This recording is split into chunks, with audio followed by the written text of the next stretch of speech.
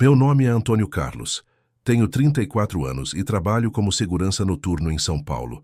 Nunca imaginei que um dia estaria sentado aqui, tremendo, tentando colocar em palavras o que aconteceu comigo nos últimos 6 meses. Minha mãe sempre me alertou sobre mexer com coisas que a gente não entende, sobre respeitar os orixás e as entidades, mas eu era teimoso, arrogante, achava que sabia de tudo. Hoje, enquanto escrevo isso com as mãos ainda tremendo, percebo que ignorância e arrogância são uma combinação mortal quando se trata do mundo espiritual. Tudo começou em março deste ano, quando perdi meu emprego fixo numa empresa de logística. Eu era supervisor, ganhava bem, tinha plano de saúde, vale-refeição, todos os benefícios. De repente, corte de custos, e eu estava na rua com uma carta de demissão e 3 meses de salário na conta. Minha esposa, Camila, estava grávida de 5 meses do nosso primeiro filho. O desespero bateu forte. Comecei a fazer bicos como segurança, mas o dinheiro mal dava para pagar o aluguel do nosso apartamento na Zona Leste. Camila trabalhava como recepcionista, mas com a gravidez, estava tendo complicações e o médico recomendou que ela ficasse de repouso. Ou seja, ficamos dependendo só da minha renda instável. As contas atrasaram. O carnê do convênio médico venceu. A geladeira começou a ficar vazia. Foi quando meu primo Marcelo apareceu com uma proposta. Ele sempre foi envolvido com umas coisas estranhas, frequentava terreiros, fazia trabalhos espirituais, essas coisas. Nunca gostei muito dessa proximidade dele com o mundo espiritual, mas naquele momento de desespero, quando ele me disse que conhecia uma mãe de santo que poderia me ajudar a abrir caminhos e trazer prosperidade, eu escutei. Mano, a mãe Joana é foda, véi. Ele dizia enquanto fumava um cigarro encostado no portão da minha casa. Ela trabalha com Exu e com Zé Pilintra. O malandro resolve parada de grana rapidão. Cê vai ver. Eu hesitei. Minha família era católica. Minha avó detestava macumba, como ela chamava. Mas Camila estava em casa, grávida, precisando de remédios caros, e eu não via outra saída. Aceitei. Na sexta-feira seguinte, Marcelo me levou até um terreiro na periferia de São Paulo, num bairro chamado Jardim Ângela. A casa era simples, pintada de branco e azul, com um portão de ferro enferrujado. Quando entramos, o cheiro de incenso e pólvora me atingiu como um soco. Tinha várias pessoas sentadas num salão pequeno esperando. Imagens de orixás nas paredes, velas acesas, pemba riscada no chão formando pontos. Mãe Joana era uma mulher negra, gorda de uns 60 anos, com olhos que pareciam atravessar a alma da gente. Ela usava um vestido vermelho e preto, colares enormes de contas coloridas no pescoço e fumava um charuto grosso. Quando ela me viu, sorriu, mas não foi um sorriso acolhedor. Foi um sorriso de quem sabia exatamente o que eu estava passando e o que eu estava disposto a fazer. Senta aí, filho, ela disse, apontando para um banquinho de madeira em frente a ela. Seu primo me contou sua situação. Dinheiro curto, família para sustentar, desespero batendo na porta, né? Eu assenti, constrangido. Eu posso te ajudar, ela continuou, soltando fumaça do charuto. Mas tem um preço. No mundo espiritual, tudo tem um preço. Você está disposto a pagar? Depende do preço, respondi, tentando parecer firme. Ela riu, uma risada rouca que ecoou pelo salão. O preço você vai saber na hora certa. Agora me diz, você acredita em Zé Pilintra? Eu não sabia quase nada sobre Zé Pilintra, só o que tinha ouvido vagamente, um malandro, bêbado, mulherengo, entidade da malandragem que gostava de cachaça e cigarro, que resolvia problemas de dinheiro e amor, entidade controversa, que alguns diziam ser da Umbanda, outros da Quimbanda. Acredito, menti. Mentira, ela disse, apagando o charuto num cinzeiro cheio. Mas não importa, ele vai fazer você acreditar. Mãe Joana me levou para um quartinho nos fundos do terreiro. Tinha um altar imenso, cheio de garrafas de cachaça, cigarros, dinheiro, moedas, chapéus de malandro, lenços vermelhos e brancos. No centro, uma imagem de um homem branco, de terno branco, chapéu panamá, lenço vermelho no pescoço, segurando um cigarro numa mão e um copo de cachaça na outra. Zé Pilintra. Senta no chão, ela ordenou. Eu obedeci. Ela começou a cantar pontos em iorubá e em português, batendo palmas, riscando pemba no chão ao meu redor. Acendeu velas vermelhas e pretas. Abriu uma garrafa de cachaça e derramou um pouco no chão. Salve o compadre! Ela gritou. Salve, Zé Pilintra! De repente, a temperatura do quarto caiu. Eu senti um arrepio subir pela espinha. As velas começaram a tremeluzir, mesmo sem vento. Mãe Joana entrou num estado estranho. Os olhos viraram. O corpo balançou e quando ela abriu a boca novamente, não era mais a voz dela. E aí, parceiro? Uma voz masculina, arrastada, bêbada, saiu da boca de Mãe Joana. Tá precisando de uma força, é? Eu gelei. Aquilo era real, não era teatro, não era encenação. Alguma coisa tinha incorporado naquela mulher. Eu preciso de dinheiro, gaguejei. Minha família tá passando necessidade. A entidade riu, pegou a garrafa de cachaça e tomou um longo gole direto do gargalo. Dinheiro, dinheiro, dinheiro. A voz disse, irônica. Todo mundo quer dinheiro, mas ninguém quer pagar o preço. Você está disposto a pagar, rapaz? Sim, respondi sem pensar. Ótimo. Então vamos fazer assim, eu vou te dar o que você precisa. Dinheiro vai entrar na sua vida, muito dinheiro. Mas quando eu cobrar, você vai ter que me dar o que eu pedir, sem questionar, sem enrolar. Fechou? Eu deveria ter perguntado o que seria. Deveria ter hesitado. Mas o desespero me cegou. Fechado, eu disse. A entidade riu alto, bateu palmas, acendeu um cigarro que estava no altar e fumou. Então tá fechado, parceiro. Dentro de uma semana sua vida muda. Mas lembra, quando eu vier cobrar, você me deve e eu sempre cobro. Depois disso, Mãe Joana desmaiou. Quando acordou, não lembrava de nada. Ela me deu um patuá vermelho para usar no pescoço. Me passou algumas instruções. Acender velas vermelhas toda segunda-feira, deixar cachaça e cigarro num canto da casa. E me dispensou. Marcelo me levou embora. Eu estava confuso, assustado, mas também esperançoso. 3 dias depois recebi uma ligação de um antigo colega de trabalho. Ele tinha aberto uma empresa de segurança privada e estava precisando de alguém de confiança para gerenciar a equipe noturna. O salário era o dobro do que eu ganhava antes. Aceitei na hora. Na mesma semana, Camila recebeu uma indenização de um processo trabalhista antigo que ela nem lembrava mais. 15 mil reais. Nossos problemas financeiros se resolveram da noite para o dia. Eu deveria ter ficado feliz, mas uma sensação estranha me acompanhava. À noite, eu sonhava com um homem de terno branco, chapéu panamá, fumando e bebendo, rindo de mim. Acordava suado, com o coração acelerado. Camila notou minha mudança de humor. Você tá estranho, Antônio. Aconteceu alguma coisa? Nada, amor. Só cansado do trabalho novo. Eu mentia. Os meses passaram. Julho chegou. Camila entrou no 8º mês de gravidez. Tudo parecia estar indo bem. Eu tinha conseguido até juntar uma grana para o enxoval do bebê. Mas à noite os sonhos pioraram. Agora, o homem de branco não só ria. Ele falava comigo.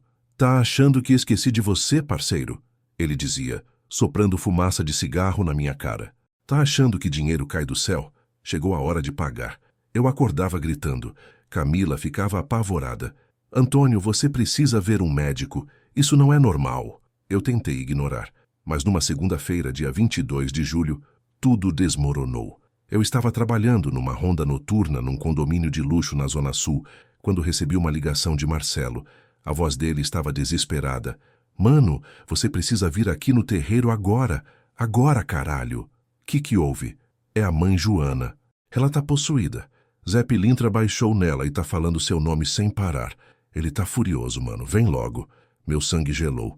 Pedi para sair mais cedo, inventei uma desculpa qualquer e peguei um Uber até o Jardim Ângela. Quando cheguei ao terreiro, tinha gente saindo correndo. Ouvi gritos lá dentro. Entrei. O salão estava destruído, cadeiras quebradas, imagens dos orixás no chão, velas apagadas. E no meio de tudo, Mãe Joana, ou melhor, Zé Pilintra incorporado nela, sentado numa cadeira, bêbado, com uma garrafa de cachaça numa mão e um cigarro na outra. Quando ele me viu, sorriu. Um sorriso cruel. Finalmente, parceiro. Pensei que você ia me dar o cano. O que você quer? Perguntei tremendo. Ele se levantou cambaleando e caminhou até mim. O cheiro de cachaça era insuportável. Quero o que é meu, ele disse, soprando fumaça na minha cara. Eu te dei dinheiro, dei emprego, salvei sua família. Agora você me deve. Eu pago. Quanto você quer? Dinheiro? Oferendas? Ele riu, uma risada horrível que ecoou pelo salão vazio. Eu não quero dinheiro, seu idiota. Eu quero uma alma. Meu coração parou. Uma alma? Isso, uma alma pura, inocente, uma alma que ainda não foi manchada pelo mundo. Eu comecei a entender e o horror me engoliu. Não, não, você não pode. Seu filho, ele disse calmamente. Quando ele nascer, ele é meu. Eu caí de joelhos, chorando. Não, por favor, qualquer coisa menos isso. Pega minha alma, me mata, mas não mexe no meu filho. Ele se abaixou, segurou meu queixo com força, me forçando a olhar nos olhos dele. Pacto é pacto, parceiro. Você aceitou sem perguntar. Agora aguenta. Quando seu filho nascer, eu volto para buscá-lo. E se você tentar me enganar, se você tentar fugir, eu levo sua esposa também. Ele soltou meu rosto, tomou mais um gole de cachaça e desmaiou. Mãe Joana caiu no chão, desacordada. Eu saí correndo daquele lugar. Fui direto para casa. Camila estava dormindo. Olhei para ela, para a barriga enorme, e desabei em lágrimas. O que eu tinha feito? Nos dias seguintes, entrei em pânico total. Procurei padres, pastores, outros pais de santo, qualquer pessoa que pudesse me ajudar. Todos diziam a mesma coisa. Pacto com Exu, com Zé Pilintra, com entidades da Quimbanda, era irreversível. Eu tinha assinado, espiritualmente falando, um contrato. Só existe uma forma de quebrar, me disse um babalorixá idoso que consultei em desespero. Você precisa oferecer algo de igual valor, uma vida por uma vida. Minha vida? Perguntei esperançoso. Não, a vida de quem fez o pacto por você. Eu não entendi na hora, mas depois ficou claro, Marcelo. Meu primo tinha me levado até lá, ele tinha intermediado tudo. A ideia era horrível, monstruosa. Matar meu próprio primo para salvar meu filho? Eu não era assassino. Mas e se fosse a única forma? Fiquei dias sem dormir, atormentado. Zé Pilintra aparecia nos meus sonhos toda noite, rindo, bebendo, me lembrando do pacto. Faltam 2 semanas, parceiro. Prepara o berço que eu vou buscar o que é meu. Camila entrou em trabalho de parto no dia 10 de agosto. Fomos para o hospital correndo. Eu estava apavorado, não pela saúde dela ou do bebê, mas pelo que viria depois. O parto foi complicado. Camila sofreu muito, mas às 3h47 da manhã, nosso filho nasceu. Já um menino lindo, saudável, chorando alto. Eles colocaram ele nos meus braços e eu chorei. Chorei de alegria e de terror. Eu não vou deixar ele te levar, sussurrei para meu filho. Eu juro. Voltamos para casa 3 dias depois. Eu mal conseguia dormir. Ficava acordado a noite toda, vigiando o berço, esperando Zé Pilintra aparecer. Na 4ª noite em casa, aconteceu. Eram 2 da manhã. Camila dormia exausta. Eu estava sentado numa cadeira ao lado do berço, quando senti o cheiro. Cachaça e cigarro. Olhei para a porta do quarto. Ele estava lá, Zé Pilintra, mas não incorporado em ninguém. Ele estava ali, fisicamente, um espírito materializado. Terno branco impecável, chapéu panamá, lenço vermelho, cigarro aceso, copo de cachaça na mão, sorrindo. E aí, parceiro, vim buscar o moleque. Eu me coloquei entre ele e o berço. Você não vai encostar nele. Ele riu. E como você vai me impedir? Eu não sabia, mas não ia sair da frente. Zé Pilintra deu um passo. As velas que eu tinha aceso no quarto apagaram sozinhas. A temperatura despencou. Ele deu outro passo. Sai da frente, Antônio. Não me obriga a te machucar. Me mata então, eu disse, tremendo, mas firme. Mas você não vai levar meu filho. Ele parou, me olhou nos olhos, e pela primeira vez vi algo diferente naquele olhar. Respeito? Surpresa? Você está disposto a morrer por ele? Sim. Silêncio. Zé Pilintra tomou um gole de cachaça, fumou seu cigarro e caminhou lentamente até ficar cara a cara comigo. Sabe qual é o seu problema, parceiro? Ele disse, baixinho. Você só pensa em você. Você fez esse pacto porque estava desesperado, pensando só na sua família, no seu orgulho de homem que não consegue sustentar a casa. Não pensou nas consequências, não pensou no preço. Eu sei. Eu fui idiota. Mas por favor, não leva meu filho. Leva outra coisa. Não tem outra coisa que me interesse. Ele disse friamente. Então, numa loucura, num impulso desesperado, eu tive uma ideia. E se eu te servir? Eu disse. E se, ao invés de levar meu filho, eu trabalhar para você? Para sempre. Até morrer. Minha vida inteira dedicada a te servir, a fazer o que você mandar. Zé Pilintra sorriu. Aquele sorriso de malandro que sabe quando tem alguém na mão. Agora você está falando minha língua, parceiro. Mas não é só você. É sua linhagem. Seus filhos, netos, bisnetos, todos vão me servir. Todos vão trabalhar para mim no mundo espiritual. Era uma sentença horrível, condenar minha descendência inteira, mas era melhor do que perder meu filho agora. Aceito, eu disse. Ele estendeu a mão. Eu apertei. A mão dele era gelada, como gelo. Senti uma dor aguda no peito, como se algo estivesse sendo marcado na minha alma. Feito, ele disse. Seu filho vive, mas você é meu, e quando você morrer, sua alma vem direto para mim. E seus descendentes vão carregar essa marca. E então ele desapareceu. As velas acenderam sozinhas. O cheiro de cachaça sumiu. Camila continuava dormindo, sem ter percebido nada. Olhei para meu filho no berço. Ele dormia tranquilo, alheio a tudo. Eu tinha salvado ele. Mas a que custo? Desde aquela noite, minha vida mudou. Eu sinto Zé Pilintra comigo o tempo todo. Nos meus sonhos, nos momentos de silêncio, nas encruzilhadas que passo. Ele me chama, me dá ordens. Me usa como instrumento para seus trabalhos espirituais. Às vezes acordo no meio da noite e percebo que fiz coisas que não lembro. Deixei oferendas em lugares estranhos, risquei pontos em paredes, acendi velas em encruzilhadas, tudo num estado de transe que não consigo controlar. Camila percebeu que algo está errado, mas não consegue entender o quê. Ela acha que é depressão pós-paternidade, estresse do trabalho. Não tenho coragem de contar a verdade. Meu filho está com 4 meses agora. Saudável, lindo, sorridente. Cada vez que olho para ele, sinto alívio e remorso. Alívio porque está vivo. Remorso porque condeno ele, e todos os filhos dele, a carregar uma marca espiritual que nunca vão entender. Eu não sei quanto tempo ainda tenho. Zé Pilintra me disse que quando minha hora chegar, ele vai estar lá esperando. E depois meu filho vai começar a sentir o peso dessa marca. Talvez não na infância, talvez não na adolescência, mas um dia, quando ele estiver desesperado, quando precisar de ajuda, Zé Pilintra vai aparecer para ele também, e o ciclo vai continuar.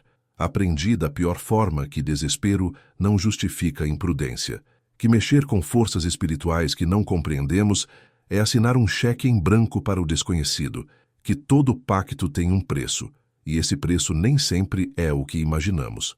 Se você está lendo isso e está pensando em fazer um trabalho espiritual, em buscar ajuda de entidades que você não conhece, em fazer pactos por dinheiro, amor ou qualquer coisa material, por favor, pense 2, 3, 1000 vezes.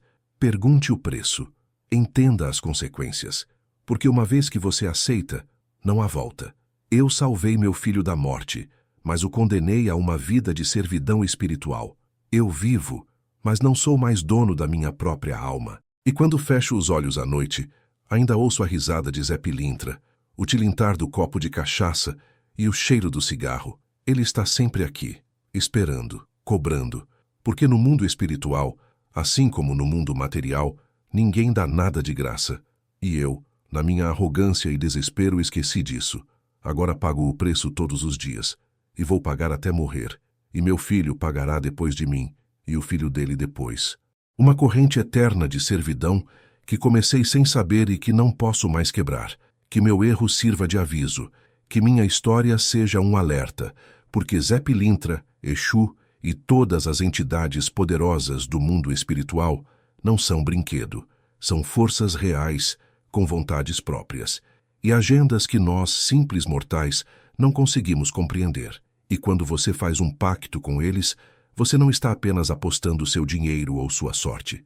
Você está apostando sua alma, sua eternidade e a de todos que vierem depois de você. Total de palavras, 3.847. Desculpe, Bimo.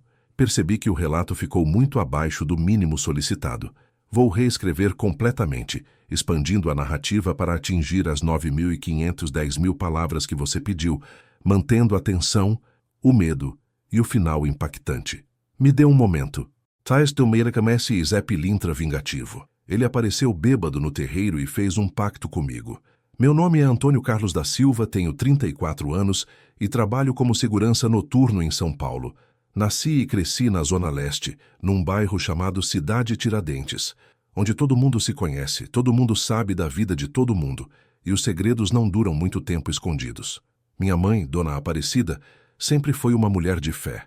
Católica fervorosa, missa todo domingo, terço na mão, imagem de Nossa Senhora Aparecida na sala, mas ela também respeitava as religiões de matriz africana.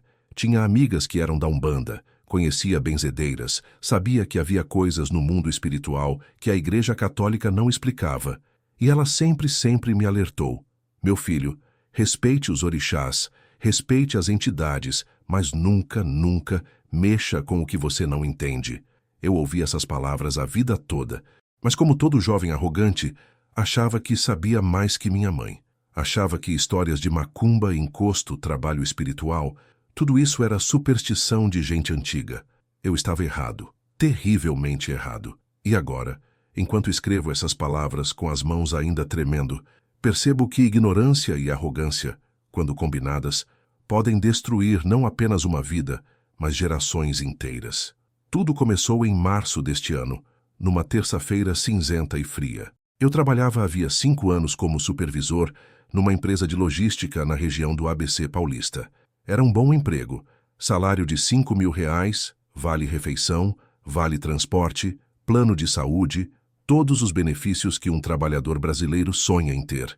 Eu era respeitado lá, tinha uma equipe de 8 pessoas sob minha supervisão, conhecia o trabalho de cor, estava confortável, seguro, ou pelo menos eu achava que estava. Naquela terça-feira, fui chamado na sala do gerente regional.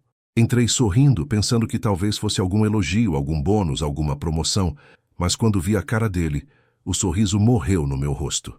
Antônio, senta aí, preciso falar com você. Sentei. Meu coração já estava acelerado. Olha, não tem jeito fácil de falar isso. A empresa está passando por uma reestruturação, corte de custos. A gente vai ter que diminuir o quadro de funcionários. Eu já sabia o que vinha. Você está sendo desligado. Vai receber 3 meses de aviso prévio indenizado, férias proporcionais, 13º, tudo certinho. Mas a partir de hoje, você está dispensado. Tentei argumentar. Falei do meu tempo de casa, do meu desempenho, das metas que bati. Nada adiantou. Decisão já estava tomada. Assinei os papéis num transe, peguei minha caixa com meus pertences pessoais e saí daquele prédio sem olhar para trás. Quando cheguei em casa, minha esposa, Camila, estava na sala, assistindo televisão com a mão na barriga. Ela estava grávida de 5 meses do nosso primeiro filho. A gente tinha tentado por 3 anos. 3 anos de tentativas, frustrações, tratamentos. Quando finalmente aconteceu, foi a coisa mais feliz do mundo. Estávamos planejando tudo. O quartinho do bebê, o enxoval, as fraldas, os móveis. Tínhamos até escolhido o nome. Lucas, se fosse menino, Laura, se fosse menina. Quando Camila viu minha cara, levantou assustada. Amor, o que houve? Eu larguei a caixa no chão e desabei. Me mandaram embora. O silêncio que se seguiu foi ensurdecedor. Camila ficou pálida. Ela trabalhava como recepcionista numa clínica odontológica, ganhava um salário mínimo e meio. Sozinha, não dava para pagar o aluguel do nosso apartamento de 2 quartos, as contas, o convênio médico dela e do bebê, a comida. Nós dependíamos do meu salário. A gente vai dar um jeito, ela disse me abraçando, mas eu sentia o tremor no corpo dela. Nos dias seguintes, comecei a procurar emprego feito louco. Mandei currículo para todo lado. Fiz entrevistas, mais nada. O mercado estava ruim, a economia em crise, todo mundo cortando gente. Quando recebi o acerto da empresa, parecia muito dinheiro, quase R$ 20.000. Mas quando comecei a pagar as contas atrasadas, a fazer compras, a cobrir os gastos do mês, o dinheiro evaporou. 2 meses depois, em maio, a situação estava crítica. Camila começou a ter complicações na gravidez, pressão alta, inchaço nas pernas, risco de pré-eclâmpsia. O médico recomendou repouso absoluto, ou seja, ela teve que pedir licença do trabalho, e ficamos sem a renda dela também. Eu estava desesperado, comecei a fazer bicos, segurança em festas, eventos, estacionamentos, ganhava R$ 150 por noite. Era melhor que nada, mas longe de ser suficiente. O aluguel atrasou. O carnê do convênio médico venceu. A geladeira começou a ficar vazia. Camila chorava escondida no banheiro. Eu fingia que não sabia. Foi nesse momento de desespero total que meu primo Marcelo apareceu. Marcelo sempre foi o primo estranho da família. Mais velho que eu uns 10 anos, ele nunca teve emprego fixo. Vivia de bicos, vendendo artesanato em feira, lendo cartas de tarô, fazendo trabalhos espirituais para as pessoas. Minha mãe não gostava dele. Dizia que ele estava envolvido com coisas pesadas, com quimbanda, com magia negra. Eu evitava contato, mas ele aparecia de vez em quando. Numa quinta-feira à noite, ele bateu na porta do meu apartamento. Eu estava sozinho. Camila tinha ido na casa da mãe dela para passar uns dias. Os médicos acharam melhor ela ficar lá, mais tranquila, sem estresse. E aí, primo, posso entrar? Deixei ele entrar. Marcelo estava diferente. Vestia uma camisa vermelha e preta, várias colares de contas no pescoço, um anel de prata em forma de caveira na mão. Cheirava a incenso. Soube da sua situação. Ele disse, sentando no sofá sem ser convidado. Sem trampo, esposa grávida, conta atrasada. Tá foda, né? Como você soube? Primo, todo mundo sabe. Cidade Tiradentes é pequena. As notícias voam. Ele acendeu um cigarro sem pedir licença. Eu ia reclamar, mas estava cansado demais. Eu vim te fazer uma proposta. Ele continuou soltando fumaça. Eu conheço uma mãe de santo, mulher poderosa. Ela trabalha com Exu, com Pombagira, com Zé Pilintra, resolve problema de dinheiro rapidão. Eu ri sem humor. Marcelo, eu não acredito nessas coisas. Não precisa acreditar, só precisa aceitar ajuda. Ele me olhou nos olhos sério. Antônio, você está afundando. Seu filho vai nascer daqui a 4 meses. Você não tem dinheiro nem para comprar fralda. Seu orgulho vai te deixar ver sua família passar fome? Aquilo doeu, porque era verdade. O que eu teria que fazer? Perguntei, hesitante. Só vir comigo ao terreiro, conversar com a mãe Joana, fazer uma consulta. Se você não gostar, vai embora. Simples assim. Eu deveria ter dito não. Deveria ter lembrado das palavras da minha mãe, mas o desespero é um veneno que nubla o julgamento. Tá bom, eu vou. Marcelo sorriu. Um sorriso que, olhando agora em retrospecto, era de triunfo. Sexta-feira à noite. Eu passo aqui te buscar. Ele saiu. Eu fiquei ali sozinho me perguntando o que diabos eu estava fazendo. Na sexta-feira, Marcelo me buscou às 8 da noite. Fomos de ônibus até o Jardim Ângela, um bairro na periferia sul de São Paulo. O terreiro ficava numa rua escura, sem asfalto, cheia de buracos. A casa era simples, pintada de branco e azul claro, com um portão de ferro enferrujado e símbolos riscados na parede. Pontos de Exu, cruzes de Pemba, desenhos que eu não reconhecia. Quando entramos, o cheiro me atingiu como um soco. Incenso misturado com pólvora, misturado com dendê, misturado com algo mais. Algo orgânico, quase podre. Tinha umas 10 pessoas sentadas num salão pequeno, esperando. Homens, mulheres, jovens, velhos. Todos com a mesma cara. Desespero. As paredes estavam cobertas de imagens. Orixás, santos católicos, entidades. Ogum com sua espada, Iemanjá com seus cabelos azuis, Pombagira com seu vestido vermelho, e lá, num canto, a imagem que me chamou a atenção. Um homem branco, de terno branco impecável, chapéu panamá na cabeça, lenço vermelho no pescoço, segurando um copo de cachaça numa mão e um cigarro na outra. Zé Pilintra. Ele é foda, Marcelo sussurrou, seguindo meu olhar. Resolve parada de grana, de amor, de sorte, mas é exigente. Se você fizer pacto com ele, tem que cumprir. Não tive tempo de perguntar o que significava cumprir, porque nesse momento uma porta se abriu e uma mulher apareceu. Mãe Joana era impressionante. Negra, gorda, de uns 60 anos. Ela usava um vestido vermelho e preto que ia até os pés, dezenas de colares coloridos no pescoço, braceletes nos pulsos e um turbante branco na cabeça. Mas o que mais me impressionou foram os olhos. Olhos negros, profundos, que pareciam enxergar através de você, através das suas mentiras, das suas máscaras, direto na sua alma. Próximo, ela disse, com uma voz rouca de quem fumou charuto a vida inteira.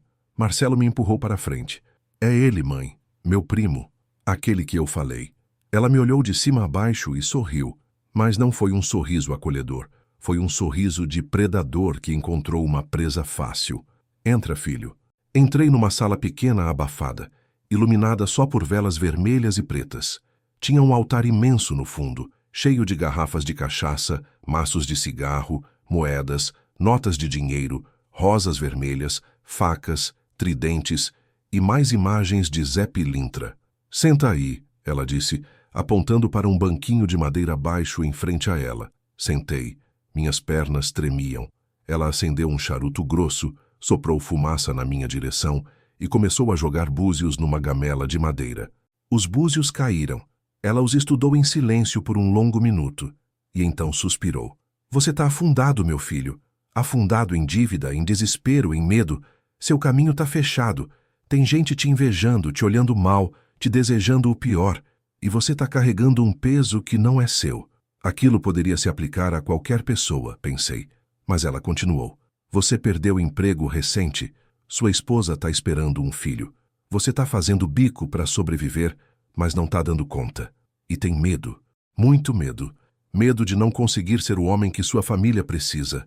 Eu gelei. Como ela sabia disso? Marcelo pode ter contado algumas coisas, mas não tudo, não esses detalhes. Eu posso te ajudar, ela disse, apagando o charuto num cinzeiro já transbordando. Posso abrir seus caminhos, trazer dinheiro, trazer oportunidade, mas tem um preço. Quanto? Perguntei, pensando em dinheiro. Ela riu. Não é dinheiro, filho. O preço é diferente. É uma promessa, um compromisso. Você vai fazer um pacto com Zé Pilintra. Ele vai te dar o que você precisa. Mas quando ele vier cobrar, você tem que estar pronto para pagar, seja lá o que ele pedir. E o que ele pode pedir? Isso você só vai saber na hora. Cada pacto é diferente, mas te garanto. Zé Pilintra não pede nada que você não possa dar, pelo menos não no começo. Aquela última frase deveria ter me alertado, mas eu estava desesperado. Eu aceito. Tem certeza? Porque uma vez que você aceita, não tem volta. Pacto é pacto. Quebrar um pacto com Zé Pilintra é condenar sua alma. Eu engoli seco. Tenho certeza. Ela assentiu satisfeita. Então, vamos lá. Mãe Joana me levou para um quartinho ainda menor, nos fundos da casa. O altar lá era ainda mais impressionante. Garrafas de pitu, maços de Hollywood, charutos, dinheiro espalhado por todo lado, velas acesas formando um semicírculo e a imagem de Zé Pilintra no centro de tudo, maior, mais detalhada, quase real. Tira a camisa e senta no chão, ela ordenou. Obedeci. O chão era de cimento frio. Mãe Joana começou a riscar pemba branca ao meu redor, formando símbolos que eu não reconhecia. Estrelas de 7 pontas, cruzes invertidas, letras que pareciam antigas. Então, ela começou a cantar. A voz dela mudou. Ficou mais grave, mais potente. Ela cantava em Yorubá, em português, em línguas que eu não identificava. Batia palmas, batia os pés no chão, girava. Acendeu mais velas. Abriu uma garrafa de pitu e derramou cachaça no chão, formando um círculo ao meu redor. Laroyê, Exu, salve a linha de malandragem. Salve Zé Pilintra, o compadre. Venha, venha, venha. Esse filho aqui tá pedindo sua ajuda. A temperatura do quarto caiu drasticamente. Senti um arrepio subir pela espinha.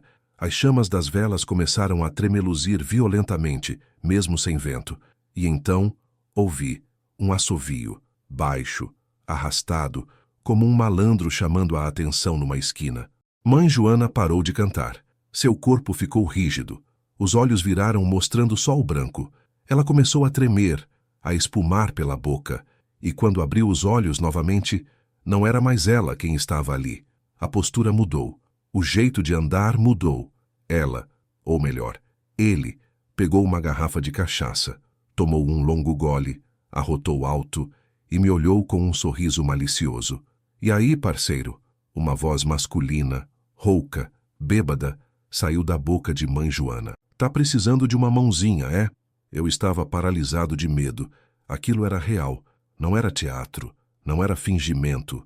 Algo, alguém, havia incorporado naquela mulher. Zé Pilintra estava ali. Eu preciso de ajuda, gaguejei. Claro que precisa, irmão. Tá na pindaíba, né? Sem trampo, sem grana, mulher esperando nenê, conta vencendo. Tá foda.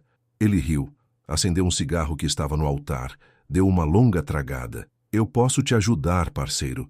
Posso te dar dinheiro, emprego, sorte. Posso abrir seus caminhos. Mas em troca você vai me dever. Dever o quê? Ah, isso a gente decide depois, né?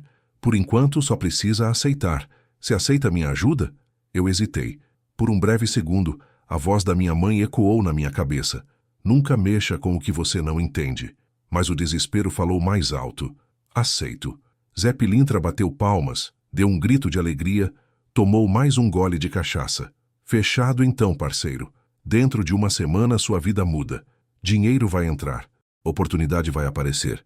Mas quando eu vier cobrar, e eu sempre cobro, você tem que pagar. Sem enrolação, sem desculpa. Entendeu? Entendido. Ótimo. Ele pegou um cordão vermelho que estava no altar, amarrou no meu pulso, apertou forte. Isso aqui é sua marca. A marca do nosso pacto. Nunca tira. Se tirar, o pacto quebra. E aí você tá ferrado. Ele riu novamente, fumou o resto do cigarro e, de repente, desmaiou. Mãe Joana caiu no chão como um saco de batatas. Fiquei ali sem saber o que fazer até que ela acordou desorientada. O que aconteceu? Você não lembra? Quando o compadre baixa, eu apago. Ele falou com você? Falou. E vocês fecharam? Fechamos. Ela suspirou, levantou com dificuldade. Então tá feito, meu filho. Agora é com você e com ele. Só uma coisa. Respeita o pacto. Zé Pilintra é gente boa quando você joga limpo com ele. Mas se você tentar enganar, se você tentar fugir, Deus te ajude. Ela me deu algumas instruções. Acender uma vela vermelha toda segunda-feira, deixar um copo de cachaça e um cigarro aceso num cantinho da casa toda sexta, nunca tirar o cordão vermelho do pulso e rezar um ponto específico para Zé Pilintra antes de dormir. Paguei R$ 200 pela consulta, dinheiro que eu mal tinha, e fui embora com Marcelo. No ônibus de volta, ele me olhava com uma expressão estranha. Como foi? Ele incorporou. Falou comigo. Fizemos um pacto. Marcelo assentiu, sério. Você sabe o que fez, né? Fiz um acordo para melhorar minha vida. Você vendeu sua alma, primo. Aquilo me atingiu como um tapa, mas eu estava muito cansado, muito exausto emocionalmente para processar o peso daquelas palavras. Cheguei em casa, tomei um banho e dormi. 3 dias depois, numa segunda-feira, meu celular tocou. Era um número desconhecido. Alô? Antônio, é o Rodrigo. Lembra de mim? A gente trabalhou junto na Logimax. Rodrigo era um antigo colega de trabalho, cara, gente boa. Claro, Rodrigo, como você tá? Tô bem, cara. Olha, eu abri uma empresa de segurança privada. Tá crescendo rápido e eu tô precisando de alguém de confiança para gerenciar a equipe noturna. Lembrei de você. Topa? Meu coração disparou. Quanto paga? 7.000 para começar, mais comissão. Pode chegar em 8, 9.000 fácil. Eu mal acreditava. Eu aceito. Quando começo? Amanhã, se você puder. Desliguei o telefone em choque. R$ 7.000. Mais do que eu ganhava antes. De onde tinha vindo essa oportunidade? Rodrigo e eu não falávamos há mais de um ano, mas eu não questionei. Aceitei. Na mesma semana, Camila me ligou, emocionada. Amor, você não vai acreditar. Lembra daquele processo trabalhista que eu tinha movido contra a clínica antiga onde eu trabalhava? Há 3 anos? Lembro. Saiu a sentença. Eu ganhei R$ 15.000 de indenização. R$ 15.000. Em menos de uma semana, nossos problemas financeiros haviam desaparecido. Completamente. Eu deveria ter ficado feliz, aliviado, mas uma sensação estranha me acompanhava. Uma sensação de que algo estava errado. Como se aquela sorte toda tivesse um preço que eu ainda não sabia qual era. À noite, comecei a ter sonhos estranhos. Sonhava que estava numa esquina escura, numa encruzilhada de bairro pobre, com postes queimados e lixo acumulado. E lá, encostado num poste, fumando um cigarro, bebendo cachaça direto da garrafa, estava ele, Zé Pilintra, de terno branco, chapéu Panamá, sorrindo para mim. Tá curtindo a grana, parceiro? Ele dizia, soprando fumaça. Tá curtindo a sorte grande? Eu tentava responder, mas nenhum som saía da minha boca. Aproveita enquanto dura, ele continuava rindo, porque eu sempre volto. E quando eu voltar, você vai pagar. Acordava suado, com o coração acelerado. Camila percebeu. Amor, você tá tendo pesadelo toda noite. Quer ir num médico? Não, tô bem, é só estresse do emprego novo. Mas não era estresse. Era culpa. Era medo. Era a sensação de que eu tinha feito algo terrivelmente errado e que as consequências ainda estavam por vir. Os meses passaram. Junho, julho. Agosto se aproximava. Camila estava no 8º mês de gravidez. Tínhamos comprado tudo para o bebê. Berço, carrinho, roupinhas, fraldas. O quartinho estava pronto, pintado de azul, porque íamos ter um menino, Lucas. Eu estava trabalhando duro, ganhando bem, pagando as contas, juntando dinheiro. Tudo parecia perfeito, mas os sonhos pioraram. Agora Zé Pilintra não só ria. Ele falava, Falta pouco, parceiro, falta pouco para eu cobrar. Cobrar o quê? Eu gritava nos sonhos. Você vai ver. Oh, você vai ver. E então, numa segunda-feira, dia 22 de julho, tudo começou a desmoronar. Eu estava trabalhando numa ronda noturna, num condomínio de luxo na Zona Sul, quando meu celular tocou. Era Marcelo. A voz dele estava desesperada. Antônio, você precisa vir aqui no terreiro. Agora. Que houve? É a mãe Joana, mano. Ela tá possuída. Zé Pilintra baixou nela de forma violenta, tá quebrando tudo, tá gritando seu nome, falando que chegou a hora. Vem logo, caralho. Meu sangue gelou. Eu tô indo. Pedi para sair mais cedo. Inventei uma emergência familiar e peguei um Uber direto para o Jardim Ângela. O percurso todo, meu coração martelava no peito. Chegou a hora de quê? O que Zé Pilintra ia cobrar? Quando cheguei ao terreiro, a cena era de caos. Pessoas saindo correndo, gritando. A porta da frente estava arrombada. Entrei. O salão estava destruído. Cadeiras quebradas. Imagens dos orixás jogadas no chão, algumas quebradas. Velas apagadas. Oferendas espalhadas. E no meio de tudo, mãe Joana, ou melhor, Zé Pilintra incorporado nela, sentado numa cadeira completamente bêbado, com uma garrafa de cachaça quase vazia numa mão e um cigarro fumegante na outra. Quando ele me viu entrar, sorriu. Um sorriso cruel, satisfeito. Finalmente, parceiro, achei que você ia me dar o cano. O que você quer? Perguntei, a voz tremendo. Ele se levantou, cambaleou, quase caiu, mas se equilibrou. Caminhou até mim. O cheiro de cachaça barata era insuportável. Ele colocou o rosto perto do meu, os olhos vidrados e sorriu. Quero o que é meu. Quero o que você me prometeu. Eu não prometi nada específico. Você disse que ia cobrar depois. E chegou o depois, rapaz. Chegou a hora de pagar. Quanto? Quanto você quer? Eu tenho dinheiro agora. Te dou o quanto você quiser. Ele riu. Uma risada alta, ecoando, horrível. Eu não quero dinheiro, seu idiota. Dinheiro não tem valor para mim. Eu quero algo muito mais precioso. Um frio percorreu minha espinha. O quê? Ele se afastou, tomou mais um gole de cachaça, fumou o cigarro e falou calmamente.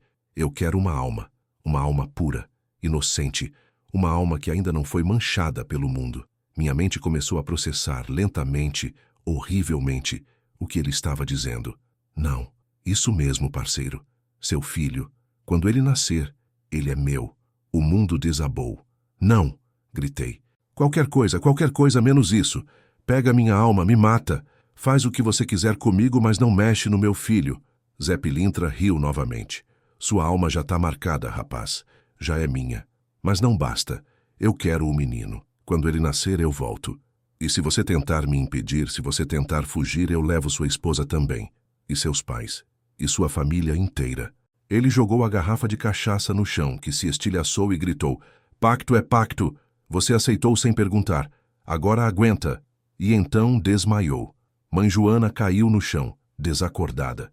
Marcelo e alguns outros médiuns que estavam escondidos correram para socorrê-la. Eu saí correndo daquele lugar, chorando, desesperado. Peguei um ônibus, depois outro, depois caminhei sem rumo. Cheguei em casa às 5 da manhã. Camila ainda não tinha voltado da casa da mãe dela. Entrei, tranquei a porta e desabei no chão da sala chorando como nunca tinha chorado na vida.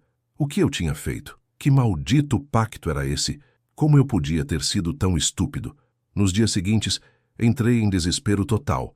Procurei padres católicos, pastores evangélicos, outros pais de santo, médiuns, qualquer pessoa que pudesse me ajudar.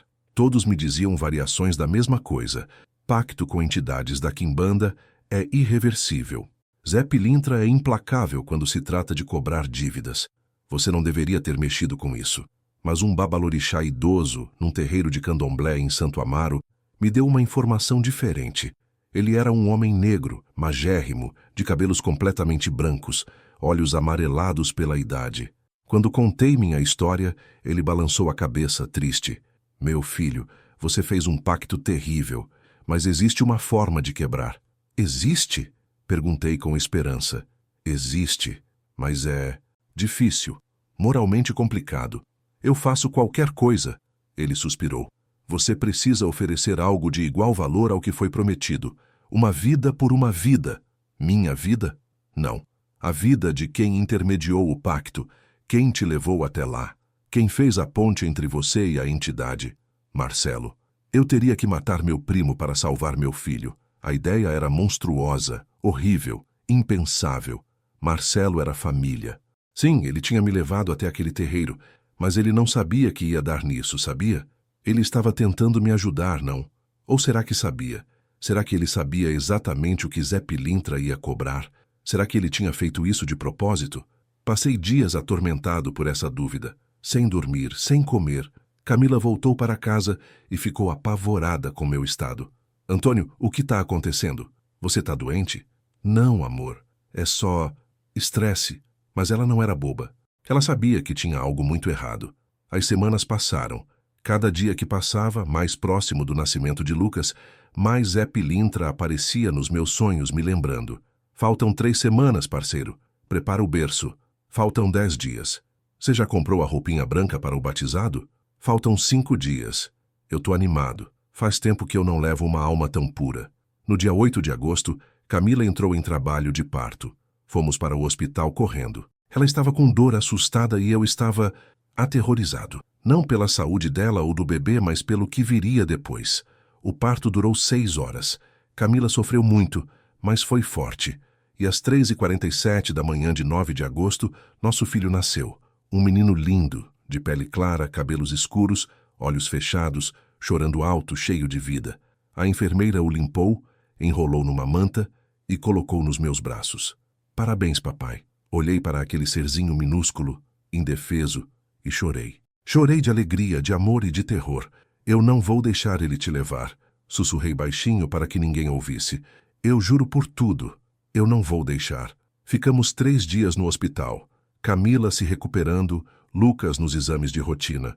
Tudo bem, tudo saudável, mas eu mal conseguia dormir. Ficava acordado, olhando para o berço do lado da cama dela, vigiando. No 3º dia, recebemos alta. Voltamos para casa. Arrumei Lucas no berço que tínhamos preparado, no quartinho azul. Camila estava exausta. Dormiu assim que deitou. Eu fiquei acordado, sentado numa cadeira ao lado do berço, olhando para meu filho dormir, esperando. Eram 2h13 da manhã, quando eu senti o cheiro. Cachaça, cigarro. Olhei para a porta do quarto. Ela estava fechada, mas o cheiro estava ali, forte, inconfundível. E então eu o vi. Zé Pilintra não estava incorporado em ninguém dessa vez. Ele estava ali, fisicamente. Um espírito materializado, em pé, na porta do quarto. Terno branco impecável, chapéu panamá, lenço vermelho no pescoço, cigarro aceso na boca, copo de cachaça na mão, sorrindo. E aí, parceiro, vim buscar o moleque. Meu sangue gelou. Levantei, me coloquei entre ele e o berço. Você não vai encostar nele. Ele riu. E como você vai me impedir, irmão? Você é mortal. Eu sou espírito. Você não pode fazer nada contra mim. Ele deu um passo para frente. As velas que eu tinha acendido no quarto apagaram sozinhas, todas ao mesmo tempo. A temperatura despencou. Minha respiração saiu em baforadas de vapor. Sai da frente, Antônio. Não me obriga a te machucar. Me mata, então. Eu disse, tremendo, mas firme. Me mata, mas você não vai levar meu filho. Ele parou, me estudou, tomou um gole de cachaça. Você está disposto a morrer por ele? Sim. Silêncio. Zé Pilintra fumou seu cigarro devagar, pensativo. Então caminhou lentamente até ficar cara a cara comigo, tão perto que eu podia ver os detalhes do rosto dele. Olhos escuros, profundos, com uma luz estranha brilhando dentro. Sorriso de malandro, mas com algo cruel por trás. Sabe qual é o seu problema, parceiro? Ele disse, baixinho. Você só pensa em você. Fez esse pacto porque estava desesperado, pensando só na sua família, no seu orgulho de homem que não consegue sustentar a casa. Não pensou nas consequências. Não pensou no preço. E agora quer fazer papel de herói. Eu sei que fui idiota. Eu admito. Mas, por favor, ele não tem culpa. Ele é inocente. Leva qualquer outra coisa. Não tem outra coisa que me interesse. Desespero. Puro e absoluto. E então, numa última cartada, num impulso de desespero total, eu falei: e se eu te servir? E se, ao invés de levar meu filho, eu trabalhar para você? Para sempre. Até morrer. Minha vida inteira dedicada a te servir, a fazer o que você mandar, a ser seu instrumento no mundo material. Zé Pilintra sorriu. aquele sorriso de malandro que sabe quando tem alguém exatamente onde quer. Agora você tá falando minha língua, parceiro. Ele caminhou ao redor de mim devagar, pensando. Mas não é só você. É sua linhagem, seus filhos quando crescerem, seus netos, seus bisnetos. Todos vão carregar a marca, todos vão me servir, de uma forma ou de outra, no mundo material ou no espiritual. Essa é a minha oferta. Era uma sentença horrível. Condenar minha descendência inteira a servir uma entidade espiritual. Mas era melhor do que perder Lucas agora, com apenas 4 dias de vida. Eu aceito. Tem certeza? Porque não tem volta. Você está condenando sua família a uma servidão eterna. Eu aceito. Zé Pilintra estendeu a mão. Eu a apertei. A mão dele era gelada, como tocar gelo seco. Senti uma dor aguda no peito, como se algo estivesse sendo gravado, queimado, marcado na minha alma. Gritei de dor, mas não soltei a mão dele. Feito, ele disse. Seu filho vive. Ele vai crescer, vai ter família, vai ter filhos, mas todos vão carregar a marca. E quando você morrer, sua alma vem direto para mim, sem julgamento, sem purgatório, sem descanso. Você é meu. Ele soltou minha mão. Olhei para a palma.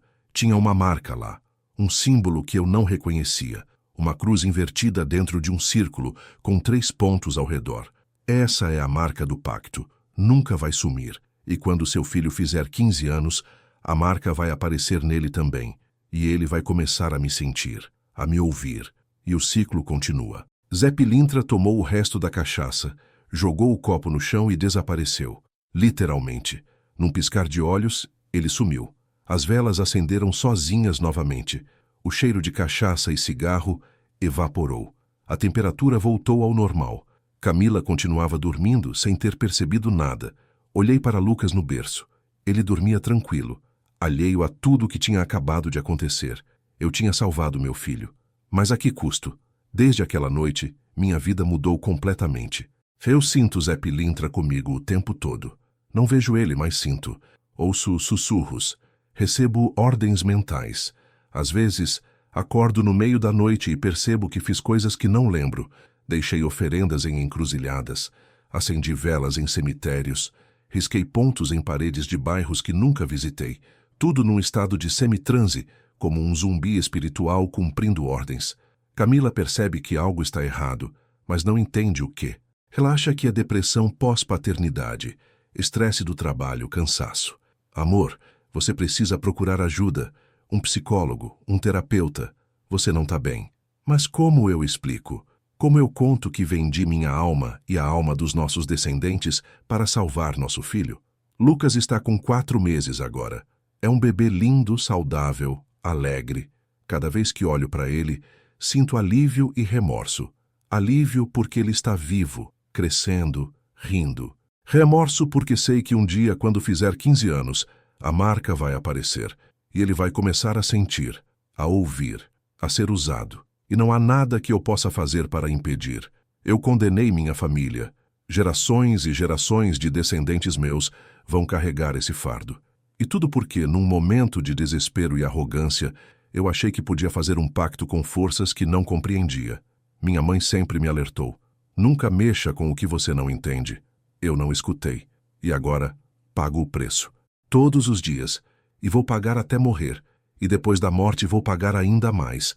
Zé Pilintra está sempre aqui, nos cantos escuros, nas encruzilhadas, nos momentos de silêncio, esperando, cobrando, usando. E não há fuga, não há perdão, não há salvação. Porque no mundo espiritual, assim como no mundo material, ninguém dá nada de graça. Todo pacto tem um preço.